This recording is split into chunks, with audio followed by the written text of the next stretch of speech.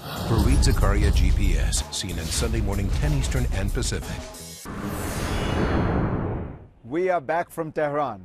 In place of our usual closing segment, the quiz, the book of the week, and the last look, I thought I'd give you some of my impressions of Tehran and Iran and Iranians.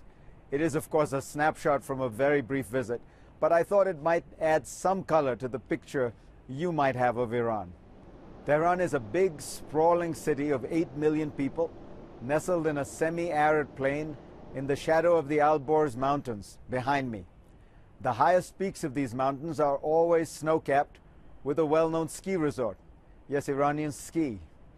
My first impression of Tehran was of cleanliness. It is a remarkably clean city for one in the developing world. Certainly a far cry from the chaos of Cairo, for example. The streets are swept daily, garbage is picked up daily. Traffic in the city is terrible, but that's largely a consequence of a growing middle class that buys more cars each year.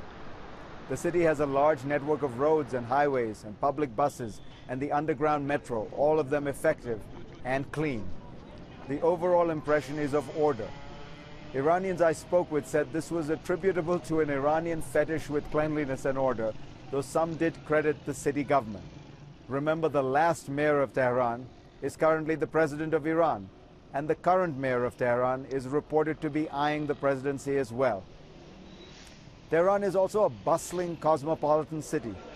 From the bazaar to shops of every kind that dot neighborhoods, you see Iranians doing business. Because of sanctions, you see very few Western brands. Every bank, store, and boutique has a local name with local products. There are some exceptions. Coca-Cola is here as it is everywhere.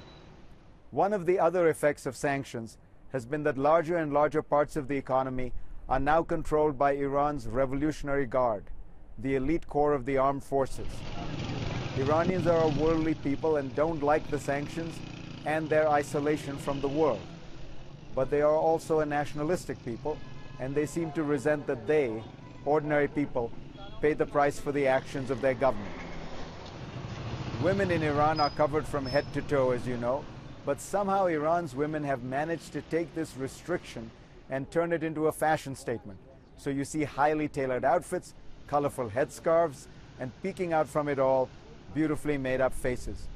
Women in Iran are educated, articulate, and well integrated into society.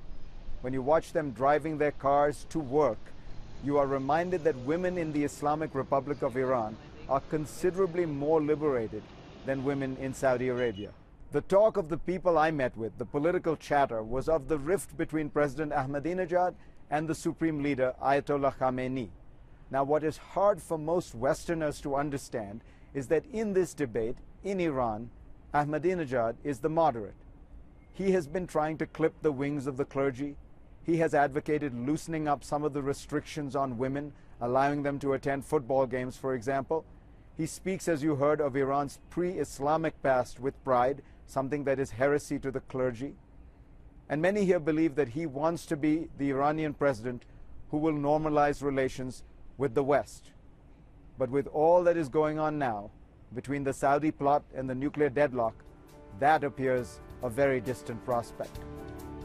Thanks to all of you for being part of this special program this week. I will see you next week.